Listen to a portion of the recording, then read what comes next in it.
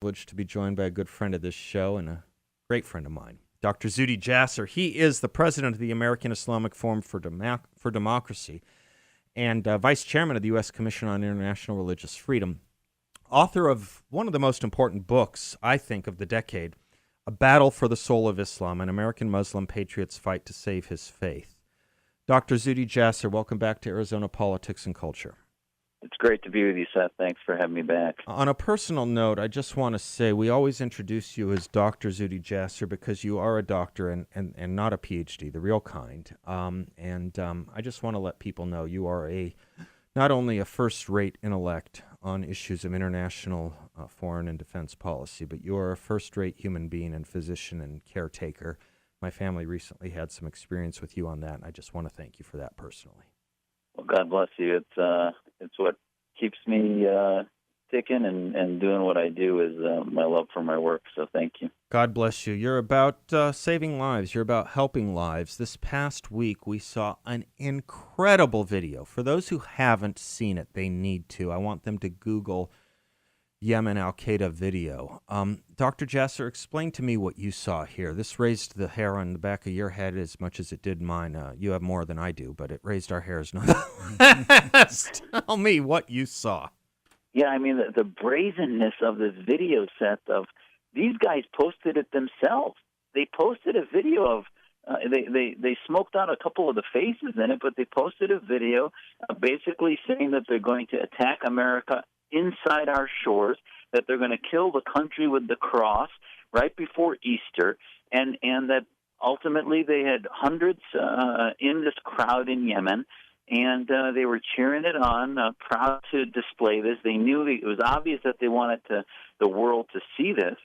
So it really shows that Al-Qaeda is not only as strong as ever, that A, they're unleashed, and B, that, we were talking so long about Benghazi's intelligence failure. Tell me how it is that we get lucky with a drone, and now Al-Qaeda can have large open meetings, no different than most organizations, and then post them before we even find out about it. I mean, talk about intelligence failures, let alone the threat which this poses, is you have hundreds of Al-Qaeda operatives in Yemen screaming that they're going to go on to social media and post their desire to kill Americans. And that gets amplified 100 times more and 1,000 times more, and God knows where the next attack will be. The three of us, Dr. Jasser, are here in Arizona. We're living a nice life. Some days we'll go hiking on Squaw Peak or Camelback, or we'll go out to a nice dinner. We'll walk down through the Biltmore, drive on Camelback. Wouldn't think there's a war going on, and why would we? After all, the former Secretary of State Hillary Clinton said the war on terrorism is over. Why would we think there's a war going on? We have tens of thousands of troops still in Afghanistan. The president has not given a speech about Afghanistan since I don't know when, at least 2 years. The last thing we ever heard about Al-Qaeda, I think, my memory serves, and I kind of pay attention to this stuff, as you know, was the killing of bin Laden. Now, most people, in fact, I was with Don, my co-host, the night we learned of bin Laden's death. Most experts will say that the killing of the head of a terrorist organization does not end the terrorist organization. But that did seem to be the end point for Barack Obama. And here we have not only this brazen video, as you say, Dr. Jasser, but it's produced as well as anything NBC could do. It's done in plain daylight. We're lectured by the Rand Pauls of the world and by the lefts of the world that there's this incredible crunch on our civil liberties by the national security state, that we aren't free to do what we used to be doing. And these guys just meet openly in public and talk about killing the United States. And this is the issue, is that the problem is not going to go away. They're a hydra. You cut one head, you get more. And the nature of these fascist and Islamist movements is that they abhor a vacuum and will fill that. And the Arab so-called spring, which is really more of an awakening, is turning into an Islamist winter. And what's happening is the Brotherhood took over Egypt. We see the Islamist movements in Tunisia and Yemen. You see what's happening there. And Mali, Al-Qaeda necessitated French troops a year or two ago. And the threat of Al-Qaeda is greater than it's ever been, and I think Obama's mission accomplished moment was his backslapping after getting bin Laden. And I think the world should realize if there's one thing to learn from this video, it's not only Al-Qaeda not gone, the vacuum is getting filled by a global movement that the OIC, the Organization of Islamic Cooperation Countries, are rushing to fill with the Islamist movements. And Qatar is behind this. Saudi are helping. I mean, this is not just Yemen. Syria is actually now the biggest source of radical jihadists, and they're going all over the world into Kenya and elsewhere, from Syria into Europe. And this is just the tip of the iceberg because they are able to take over countries, as we saw in Egypt. And the response in Egypt now has been a swing back to sort of Mubarak II, where they've imprisoned all of the Brotherhood, and their response has been completely draconian, which is actually going to radicalize the Brotherhood members even more and the Egyptian population more. And that's what happens when America is missing in action. So we're missing in action. Our intelligence folks missed this gathering. So not only are we missing in action politically, we're missing in action in intelligence, and Russia is now moving into vacuum spaces that we're no longer present in. Iran has executed more people than they've executed in the last year, in the last 10 years. So this is just, religious freedom is at an all-time low in the region, and I really worry about the legacy we're leaving for our kids as far as the security in that region and globally. We're talking to Dr. Zuhdi Jasser. A Battle for the Soul of Islam is his book. The subtitle is An American Muslim Patriot's Fight to Save His Faith. He is the president of the American Islamic Forum for Democracy. Lieutenant Commander Jasser, let me ask you this, and ask you if it disturbs you, as it does me. I saw an interview with James Clapper, the National Security Advisor to President Obama, who was asked about this video and said, if our intelligence had it, saw it, could we have droned it? Could we have bombed them? And he said, a lot would have to go into that kind of thing. A lot would have to go into that kind of thing. You know, Dr. J, I look at these people and I remember the videos they put out in the past. I listen to the words they use. I hear them talk about slaughtering Americans. There were hundreds of people in this gathering. We know what 19 or 20 or 21 can do, God knows, with just a few $100,000. And we have to broadcast to the world, much less think, that a lot would have to go into bombing this group. I wonder about the American psyche right now, if we have it culturally, if we have the stuff anymore to fight the kind of war we need to fight to get the kind of victory we will need to have. Well, I sadly, currently with the commander-in-chief we have and the methods he's using, we don't.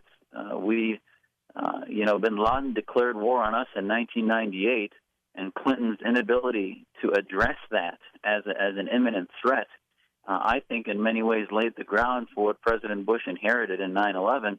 And now, 13 years after 9/11, we're back to pre-1998 mentality, where even when they declare war on us openly, as you said, the Rand Pauls, Awlaki had declared war on us and had advised soldiers to kill Americans like Nidal Hasan, and the Rand Pauls of the world were wringing their hands as to whether they were enemies of the state and needed to be brought to justice when they're abroad, not domestic. These guys were abroad. We had no way to do that. And I can tell you as somebody of Arabic descent, these Arab tribal warlords, the only language they understand is strength, and that the only way to get a bully and to tell them that you mean business is to show them business in the schoolyard, in the battlefield, and unless they see that, they will continue to think we're pushovers and a paper tiger, and you can't overestimate the impact of speaking through strength and letting them know that we mean business, and they can't do that. And that's why, if there's any legacy that President Bush did well, it wasn't only getting rid of Saddam, but Al-Qaeda was really proving itself. It lost a lot of its followers because they said, geez, President Bush meant business. We can't do anything. And now we see the opposites happening. We do. And, Don, who's going to get in here with us on the next segment, he's not as good as you. He was U.S. Army, Zuhdi. But he did fight in the Gulf War. You're Navy. We're Navy men over here, Don. Sorry. Just lost half. We're all one team. I just lost half my audience. We're all purple, Okay. We think about the wars we fought in the past. Don and I were talking on the way into the studio about World War II, say the Battle of Okinawa, where we lost something like 12,000 men in a month and a half. And yet we wring our hands. We wring our hands over a drone strike on these people, who, to me, we simply cannot share the earth with. I really believe that to the bottom of my soul, Zudi. We have no complaint with them. When you look at, including Don's war service record, when you look at the record of the American military, the last several times, 7, 8, 9 times it's gone to war on behalf of Muslims, has it not? Whether it was the first Gulf War, whether it was, in fact, the second, whether it was, Somalia, whether it was any number of occasions that we dispatch our military, it was on behalf of Muslims abroad. We have nothing to apologize for, but these people, I'm sorry to say, I keep coming back to it. I don't think we can share the earth with them. Absolutely, and the one thing I was soft on before was, this is the same James Clapper you mentioned that said that the Muslim Brotherhood was a secular organization and was laughed out of Congress as a result and had to retract it. Yeah. And this is the issue: is we don't understand our enemy, nor do they seem to care to understand the enemy, which is that these people, the ones that are declaring war on us, not only do they not deserve to share the earth with us, but the movements that they represent need to be countered forcefully with an information program, with a war of ideas. Right now, you see our Voice of America being shut down by the Russians.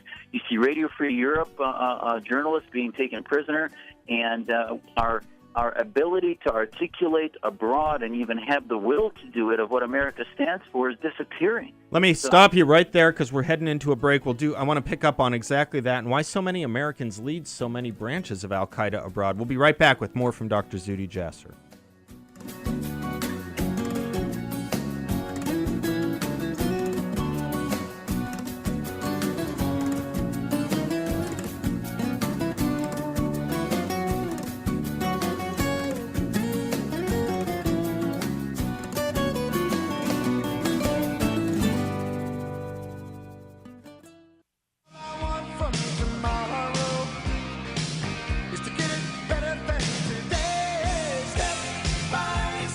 He is the president of the American Islamic Forum for Democracy. He is the author of A Battle for the Soul of Islam, an American Muslim patriot's fight to save his faith, also say to save his country. It's very important to listen to everything this man says, Dr. Zudi Jasser. And Don's going to get into it with us here in a moment. Dr. Jasser, there's an issue that I want to get into with you, which is moral equivalence. But before I do that, you were talking about this war of ideas, and I think half the problem, if not more, is that America has stopped believing in itself. We have a president, a commander-in-chief, who likes to apologize for America and not really claim the leadership of the free world. And so there is a free world still, thank God, and it looks around and says, who is our leader? They used to not have to ask that question. It's basically been outsourced, I think, to Angela Merkel and maybe Stephen Harper. I don't think there's a finer leader in the world than Stephen Harper, but it's Canada. It's not the U.S. It's not the same arsenal. It's not the same army. And I think we're losing allies, but I also think we're losing Americans internally. And you look, until recently, the head of Al-Qaeda in the Arabic Peninsula was headed by an American, God knows. It's a young guy named Adam Gadan out of California who used to head their media department. There's an Alabaman who went and headed an Al-Qaeda branch in Africa. What the heck is going on? Well, the issue is freedom has two edges to the sword. Is it can become an incubator because we don't monitor ideas. We let people incubate, and unfortunately, because we've lost our identity of what Americanism is, there are some populations that come here as insurgencies or as those who are coming to destroy us from within, and we ignore them. And they can grab youth, vulnerable youth, that I think is the issue. I mean, it's amazing to me that 1 year to the day of the Boston bombing, New York City decides to do a genuflection to the Islamist groups and say that it's going to end its so-called surveillance program, which de Blasio, the new Commissioner Baton, who took over for Ray Kelly, who was a hero, and John Miller then announced that, well, they're ending this program, even though a judge in February, Judge Martini, absolved them and said that, there was nothing illegal. They weren't targeting people based on religion. It was simply following terrorist conspiracies that may often end up in Muslim communities, but it was not profiling and it was not illegal and didn't affect anybody's civil rights. But instead, we do an announcement that we're ending the program. Forget the fact that the NYPD did seminal work globally on counterterrorism, had a paper in 2007 about radicalization of Muslims and the homegrown threat. I don't think we're abandoning that work. Maybe we are. But we sort of lost the vision that the only way to stop terrorism from being a whack-a-mole program from New York to Boston to Yemen is to counter the political ideology of Islamists that is a much bigger movement that keeps generating. The gateway drug to radicalism is political Islam and the hate of America. And until we understand that and begin to advance liberty, we're going to continue to lose this. I sometimes wish there were no FCC because the things I want to say are not allowed when I hear what you just said. Do they realize that the Boston bomber was caught because of surveillance? I mean, it ended up being a department store's camera, but, for all these people that say, we're way too monitored, that's the only reason Tsarnaev is in jail is because he was caught on camera. He otherwise would not have been. That's point one. Point two is you're absolutely right, Zudi. About a year ago, I guess a little less than a year ago, I ran a marathon in Morocco. And people said to me, aren't you afraid? Isn't that going to be dangerous? Well, who the hell would have thought it was dangerous to run a marathon in Boston? And it turned out to be more dangerous, The battlefield is everywhere now, Zudi. It's everywhere. By the way, it wasn't in Morocco. You know why? They seem to love the American idea more than we do. Yeah, and, who's going to generate a strategy, a trajectory for where we should be going as a not only in Homeland Security but Department of Defense? There are no military solutions to the problems from Egypt to Yemen to Muslim radicals that exist here within our own shores. And unfortunately, the biggest target for these organizations is other Muslims. So as much as the left may perceive surveillance programs as antagonizing Muslims, actually many of us moderate Muslims are saying, hold on, you were helping us.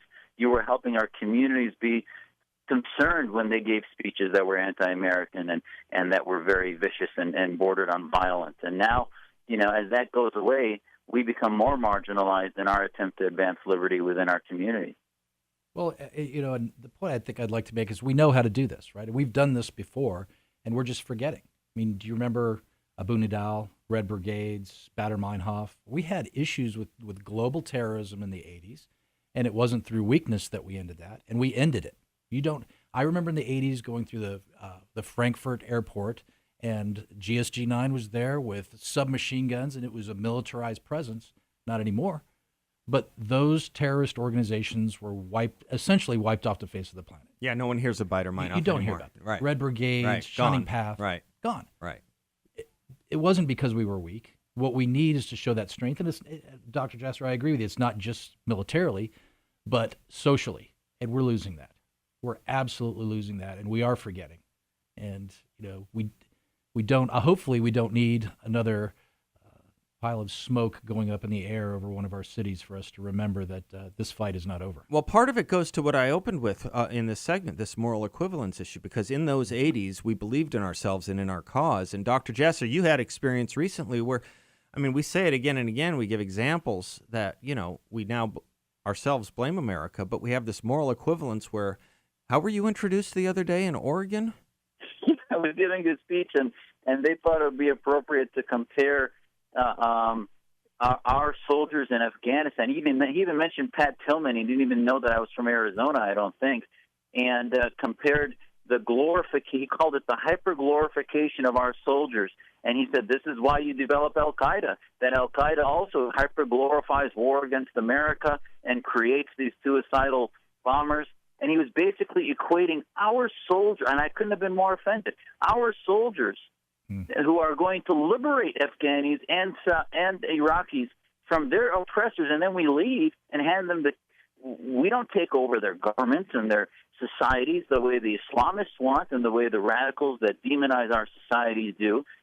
But, that equivalency could not be more, I think, painful for me as an American to hear. So because bin Laden carried a gun and because Pat Tillman carried a gun, they were the same they were morally equivalent. Same cause. It's the same rise justice.